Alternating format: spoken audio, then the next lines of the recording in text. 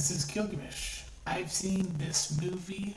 I love Michael. The Michael Jackson is one of the most misunderstood men in the world. He's also he changed music. I mean, yeah, he is the king of pop for a reason. He elevated music. He loved music.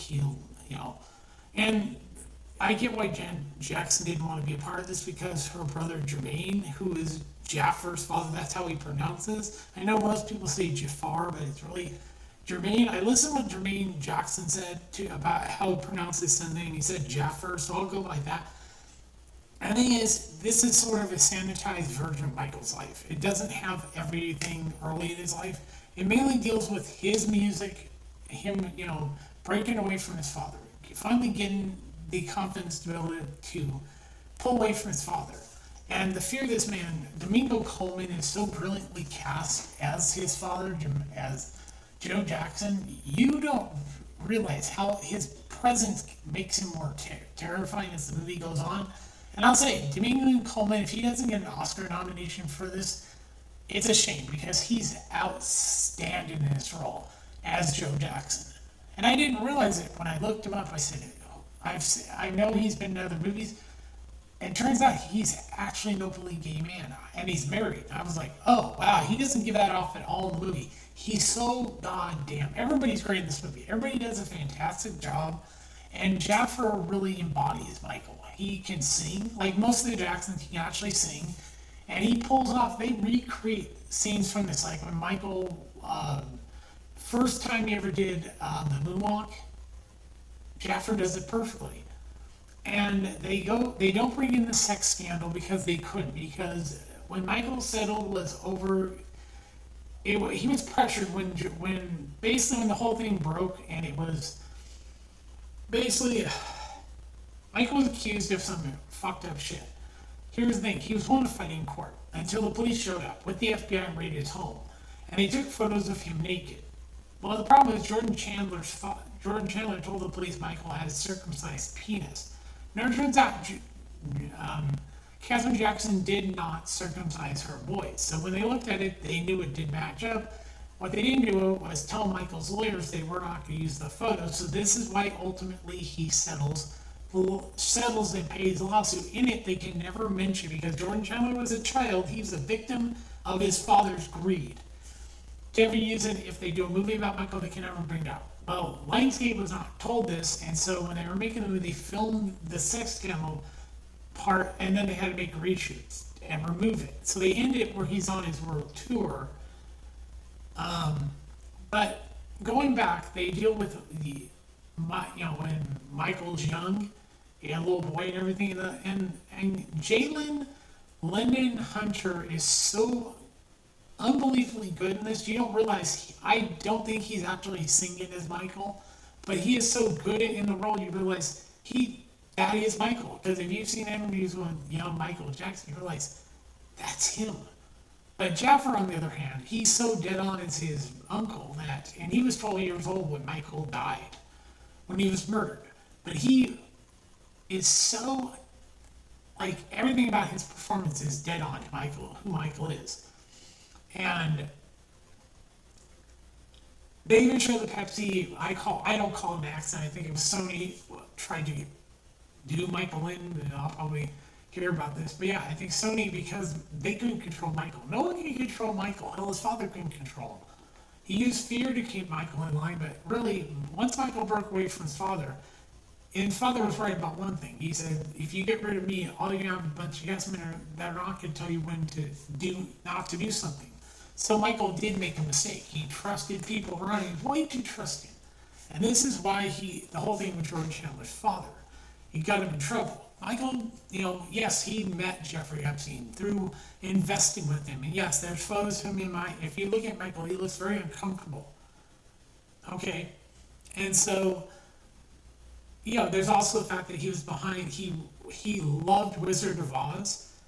And this is where the idea of his home, called Neverland. He believed in Neverland. And he could be a child, because he didn't have a childhood. He grew up in an abusive home with his father. His mother was always scared of her husband until she finally learned to stand up to him and put Joe Jackson in his place. But I believe Joe was abused as a kid, probably by a domineering father himself. So he thought this is how you love your family: is you have to be controlling, and you may have to beat them. And yeah, so that's what's really sad about the whole story is if Joe Jackson probably didn't come from an abusive home, he might have been a better father, but he was a controlling individual and very abusive to his kids, and that's what's sad, is that I think deep down Joe thought this is how you love your family. And he was right about one thing. Michael would come to, the devil you know is sometimes the easiest path, and the devil you don't know. And there's when Michael runs into trouble later on in life. He trusted some of the worst people were people that took advantage of him. And so it's like, yeah, Michael was and he did have a deep voice. You only heard it when he sang. In public, he didn't feel comfortable saying his real natural, when he became an adult, speaking. And I've heard this from Tommy Davidson and I told you about this. Tommy talked about the time he got a call, because he was doing Michael on In Living Color. He gets a call from someone, he doesn't know it's Michael at first. And he brings up the fact that he's playing him on In Living Color, and he goes, "Who is this?" And he goes, "This is he made some vague, like, he said, "Yeah, this is Michael, I'm going to beat your ass for making fun of me." And then when he goes, Tommy Davidson didn't really, he apologized. Michael laughs at him and says, "Psych." I guess he may or may, I heard he did show up and said In Living Color, and he told Tommy Davidson he loved his performance, as in because he really understood Michael. And they all knew Michael was not into kids or anything. Most people knew this about him. And only now are we finding out the truth. Like Aaron Carter talked about this, and Macaulay Culkin, he only wanted to protect kids from, and one thing Trump did say was Michael's the only person he knows that was not having sex with kids. He's right, because he knew Jeffrey Epstein. But yeah, when Jeffrey pled guilty to not sex trafficking teenage girls, he pled guilty to procuring girls for prostitution. That is what he pled guilty to. And they called the girls, his lawyer, Alan Dershowitz, called all the girls that he trafficked prostitutes. And the court, no one stood up and said, "I object to that." So his guilty plea was simply procuring girls for prostitution, which means the girls were simply considered prostitutes. Children cannot give consent to sex. So, yeah, but he didn't go to prison for being a sex trafficking. He went for essentially being a pimp to prostitutes. I kid you not, go look it up.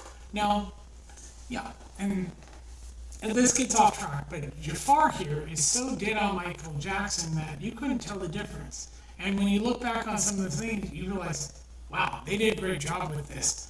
I was like, everybody in this movie is so really dead on with their characters that I was like, is that like Lorenz Tate here? Looks, I thought he was Barry Gordy. And it's like, now, there is one, it's like, I'm trying to remember, Mike Myers. He played the guy who worked at the record label, who helped Michael, helped him eventually get away from his father and everything, and the bodyguard. The bodyguard that was assigned by Joe Jackson to look after Michael, make sure everything's taken care of. He was another one that helped Michael finally break free from his father. And the way he does this in real life was when he agreed to do the Jackson 5 reunion tour because Don King and Joe had made a deal behind, closed doors. He basically used that as a chance to finally tell his father off. And how he did it was he stopped the crowd and he said, "This is the last time we're going to be together." Jackson 5. First they seemed shocked, but I think the brothers understood why Michael was doing it, and he didn't even tell his father. His father looked shocked and he walked away. He literally finally told his father, "I'm done. I'm going to be my own man. I'm going to stand on my own feet. I'm going to, Like I said, Domingo Coleman he gives a menacing performance. Like probably one of the most terrifying villains you could watch in a movie. Watching a man who literally terrorized his family. And Nia Long is great as Katherine Jackson. And the point that she finally has the courage to stand up to her husband and say, "If you don't like it, leave." And she defended her son's decision to go on his own and We're only on the first part of the story. This movie's done so well, they are going to make a sequel. But I would have liked to see the part where he was behind the whiz getting made, and have the fact that he was the one that convinced Queen to release another one, Bites the Dust. Yep, they did. They recorded it. They weren't going to put it out. Michael heard it, and he absolutely told them to release, and they did. And it became their second biggest hit. Also, when Weird Al Yankovic wrote the lyrics for Eat It, he actually sent it to Michael Jackson, who read it and laughed his ass off and gave him permission to do the song. He gave writing credit to Michael Jackson. Yeah, Weird Al Yankovic and Michael became friends. I didn't know he was friends with Madonna. There's things I didn't know about Michael's life. And he did 3 songs with Freddie Mercury. The reason they never released him was apparently Freddie brought cocaine to Michael's house and did it, and his house got caught. And Michael was not very happy about that because he didn't like doing drugs. Yes, we're talking about the guy who basically was on painkillers and became an addict because of what happened to the Pepsi commercial. Plus, he did have alopecia. I think that's alopecia where you're losing your pigment, and apparently it got pretty bad. That's why he was wearing the glove and everything. And I guess it actually got painful at points that he finally gave up and just bleached his skin, because it was like he guys couldn't keep hiding the fact that he was losing his pigment, and he didn't tell anybody. He did it quietly, and when the public saw him again, they were like, "Wow." But yeah, Michael had he was one of the most caring people in the world that did things without wanting any attention for it, like helping get veterans off the street. Help. He literally saved a young girl's life who thought she was going to die of stage 4 leukemia, I think it was. Gave his hat to her that he used in Soothe the Criminal, and from what I hear, she got better, and her cancer went into remission, and he said, "This hat will heal you." And it's like, yeah, hearing on stories of how many people Michael touched and helped, and he didn't want any gratification for it, he did it out of the kindness of his heart. If Jesus Christ ever did come back, he would have come back as Michael Jackson.